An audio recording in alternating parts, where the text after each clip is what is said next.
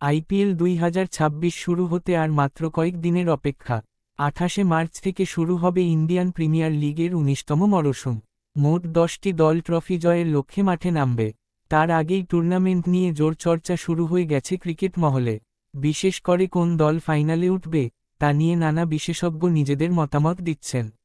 এই পরিস্থিতিতে বড় মন্তব্য করেছেন ভারতের প্রাক্তন তারকা স্পিনার রবিচন্দ্র অশ্বিন। তিনি আগেই জানিয়ে দিয়েছেন কোন দুটি দল এবারের ফাইনালে পৌঁছাতে পারে। শুধু তাই নয়, তিনি টুর্নামেন্ট শুরুর আগেই সম্ভাব্য সেরা দুই দলও বেছে নিয়েছেন, যা নিয়ে ইতিমধ্যেই আলোচনা শুরু হয়েছে। অশ্বিনের মতে, পাঞ্জাব কিংস এবারের আইপিএলে অন্যতম শক্তিশালী দল এবং তারা ফাইনালে উঠতে পারে।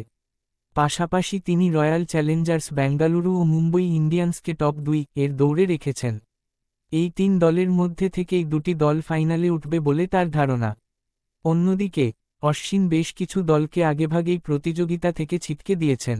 তার মতে, Chennai Super Kings, Kolkata Knight Riders, Delhi Capitals, Rajasthan Royals, Sunrisers Hyderabad, Gujarat Titans এবং লখনউ সুপার জায়ান্টসের এর মতো দলগুলো প্লে অফে উঠতে পারবে না বলে তিনি মনে করেন।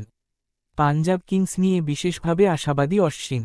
তার মতে, দলের সাফল্য অনেকটাই নির্ভর করবে শ্রেয়স আইয়ারের পারফরম্যান্সের উপর। এছাড়া যুজবেন্দ্র চাহাল ও তরুণ প্রতিভা কুপার কনলির ভূমিকাও গুরুত্বপূর্ণ হতে পারে। তবে শেষ পর্যন্ত মাঠের পারফরম্যান্সই